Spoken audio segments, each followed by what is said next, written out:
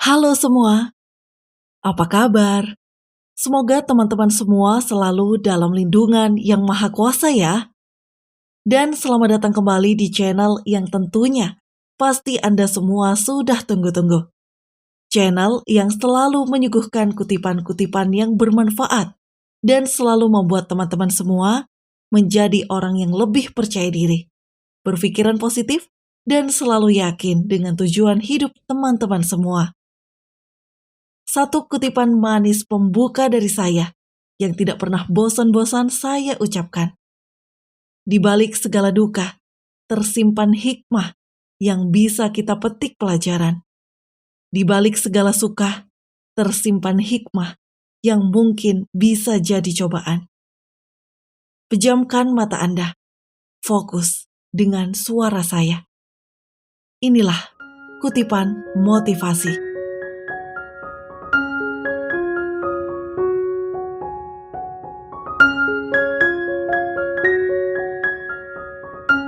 Hai teman-teman, apa kabar? Ada saya kembali, sahabat baik kamu yang selalu setia menemani kamu. Kali ini teman-teman, saya mengawali video ini dengan berdoa dulu nih.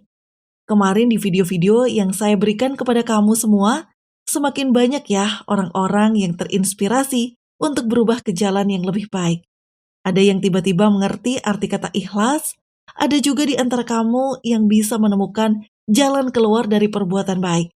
Apapun perubahan dalam hidup kamu, saya syukuri.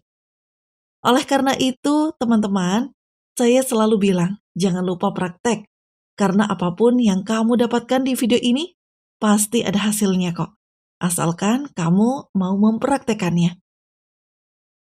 Ngomong-ngomong soal praktek, apakah kali ini juga saya memberikan kamu sebuah materi yang bisa langsung kamu praktekkan untuk merubah hidup? Oh, jelas. Kali ini kita bicarakan sebuah hal seru nih, teman-teman. Hal yang mungkin tidak pernah kamu pikirkan, tapi seringkali terjadi dalam hidup kamu. Waduh, hal apa itu, Mbak? Hal itu adalah mengenai bagaimana sih caranya kita supaya kita tidak menjadi orang yang overthinking. Aku nggak ngerti bahasa Inggris, Mbak. Overthinking itu artinya berpikir secara berlebihan, sampai akhirnya kamu menjadi orang yang tidak melangkah kemana-mana. Siapa di antara kamu semua yang pernah mengalami hal seperti ini? Jujur ya, walaupun saya tidak ada di depan kamu, coba deh kamu jawab dalam hati, pernah nggak sih kamu mengalami sebuah hal, gimana kamu nih kalau mau melakukan sesuatu, kayaknya kok mikirnya jauh banget, banyak banget sampai akhirnya itu nggak berani ngelangkah. Pernah kamu mengalami seperti itu? Saya pun pernah loh teman-teman, dan saya tahu rasanya tuh nggak enak ya. Oleh karena itu, yuk kita berdiskusi bareng. Izinkan saya masuk ke pikiran kamu untuk memberikan penjelasan asal-muasal kenapa sih kamu bisa menjadi orang yang berpikir terlalu jauh. Atau bagaimana sih cara kamu bisa menyembuhkan overthinking dengan cara yang sangat sederhana. Disimak ya. Begini teman-teman, overthinking itu bahasa Inggris. Pengertian bahasa Indonesia dari overthinking itu adalah berpikir terlalu berlebihan. Ibarat kata berpikir overdosis. Benar, saking berlebihan sampai overdosis. Oke, penyebab dari kamu tuh suka berpikir overdosis, overthinking itu sebenarnya sepele. Tahu nggak penyebabnya apa? Penyebabnya karena kamu nih pasti di masa lalu pernah punya pengalaman buruk yang membuat kamu jadi sedikit trauma. Contohnya, biasanya orang yang overthinking atau berpikir terlalu overdosis, dia adalah orang yang, mohon maaf ya, berasal dari keluarga yang kurang bisa menghargai kamu sebagai anaknya. Benar nggak tebakan saya? Bahwa selama ini sebenarnya dalam hati kamu pengen banget loh dapat penghargaan dari papa mama kamu. Kamu pengen dapat penghargaan dari mereka. Tapi kamu tuh gak kunjung dapat penghargaan yang bisa membuat kamu tuh jadi ngerasa, Alhamdulillah ya saya dihargai. Ada semacam kayak cerita nih dalam hati kamu yang membuat kamu tuh jadi gak yakin. Apa sih kelebihan saya? Nah, pertanyaan-pertanyaan seperti itu akhirnya membuat kamu tidak yakin di dalam menjalani hidup. Nah, kamu tahu nggak teman-teman, perasaan tidak yakin ini loh yang sebenarnya membuat kamu jadi pribadi yang kurang yakin. Kamu nggak yakin karena kurang pujian dan penghargaan dari orang tua. Kamu nggak merasa yakin bahwa kamu nih kayaknya bisa gitu ngelakuin hal ini. Karena nggak ada yang meyakini kamu, nggak ada yang bikin kamu yakin di masa lalu. Contoh kasusnya misalnya begini. Kamu sekedar ingin bertemu dengan orang baru. Orang baru itu bisa jadi klien kamu, bisa jadi gebetan kamu. Siapapun mereka, begitu kamu mau melangkah ke arah itu. Kalau orang-orang yang berpikir overdosis, biasanya mereka akan muncul di pikirannya. Aduh, gimana ya nanti kalau klien saya tiba-tiba mengeluarkan kalimat yang bikin saya jadi sakit hati? Aduh, gimana ya? Nanti kalau klien saya ternyata orangnya, aduh, gimana ya kalau nanti tiba-tiba saya lagi presentasi ditempukin telur? Aduh, saya takut banget. Atau lucunya juga nih, bagi kamu yang sedang mau kencan pertama, terus takutnya bukan main. Aduh, gimana ya muka saya jerawatan nanti kalau jerawat saya bikin dia ilfil? Gimana ya? Aduh, kulit saya kan hitam, saya kan bukan orang yang putih kayak artis. Nanti kalau dia cabut dari hidupku gimana ya?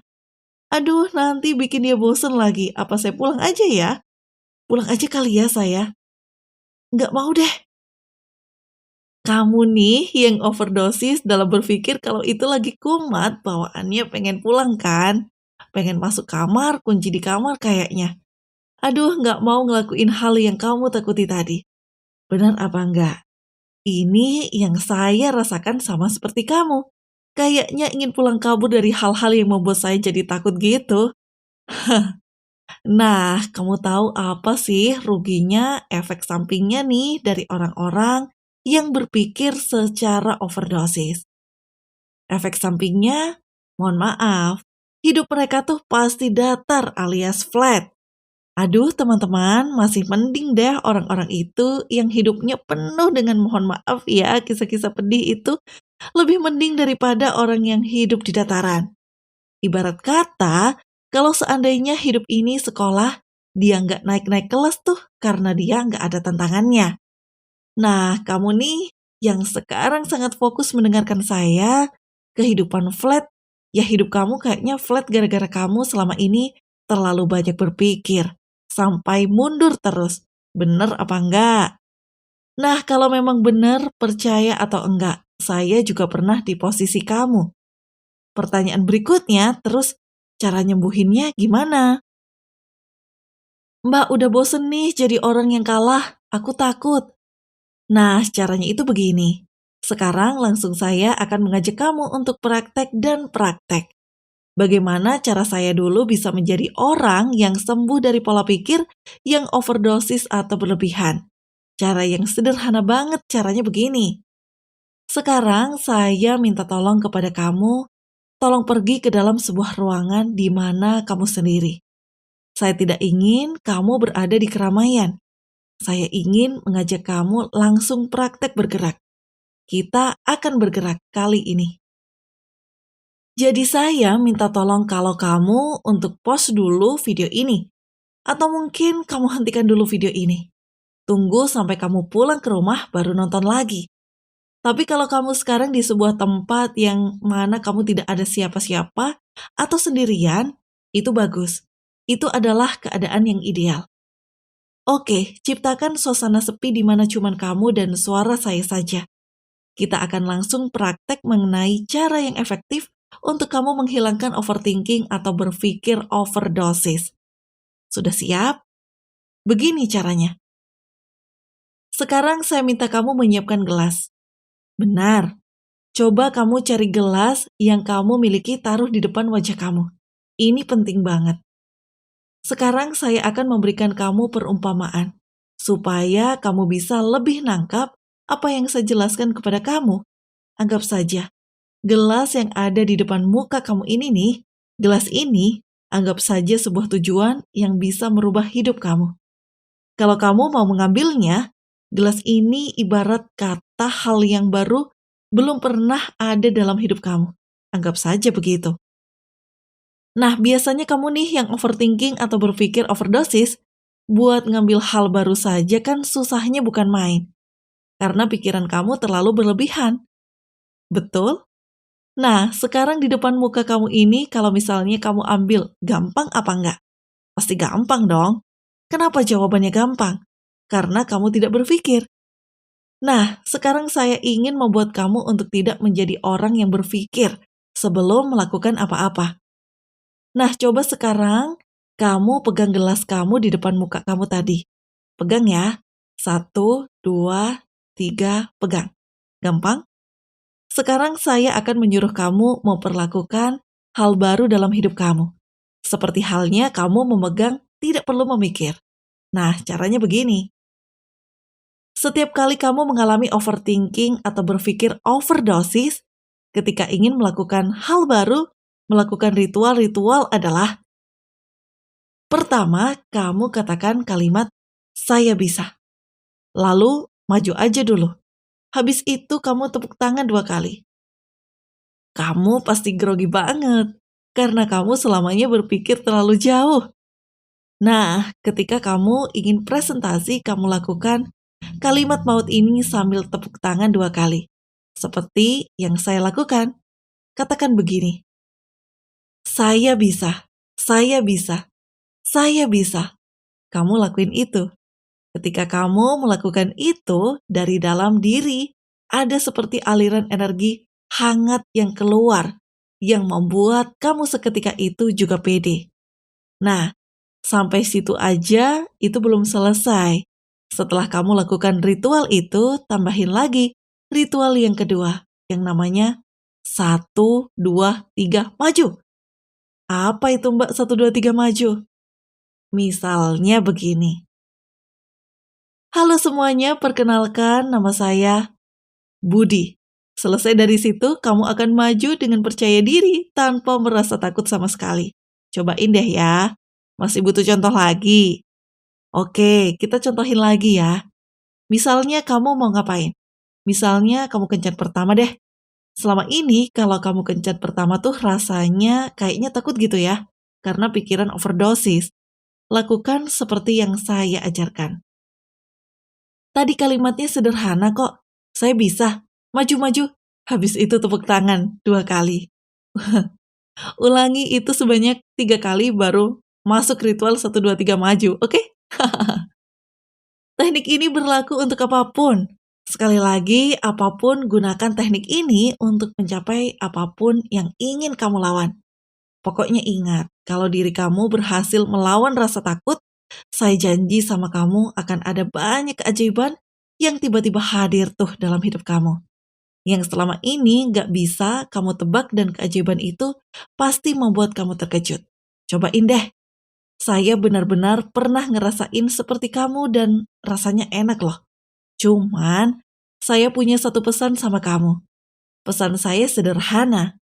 Dalam melakukan ritual atau teknik ini ada satu kalimat terlarang, yang mana kalimat ini kalau muncul langsung kamu sanggah dengan action.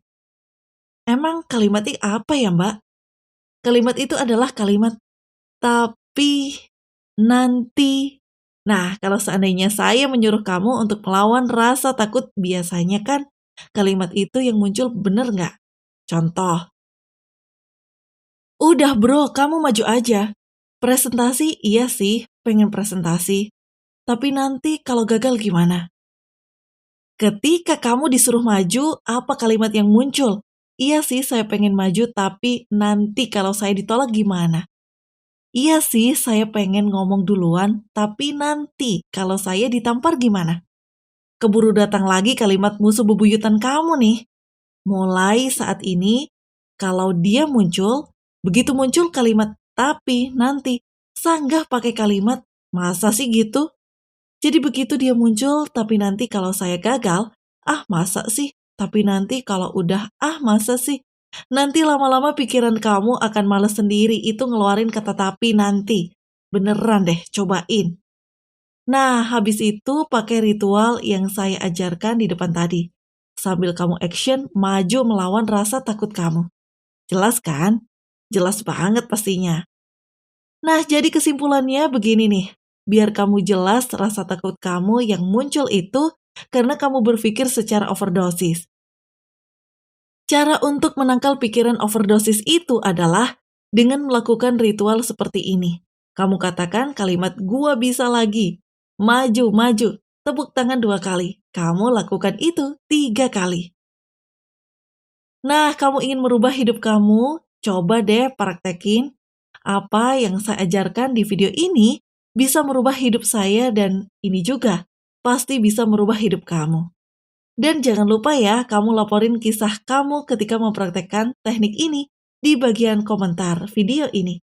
Di bagian bawah supaya teman-teman kamu nih yang belum praktek bisa terinspirasi praktek.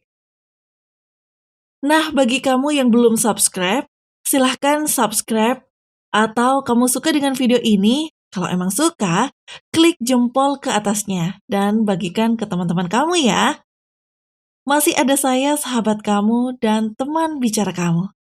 Keep spirit, keep sharing, and keep loving. Bye.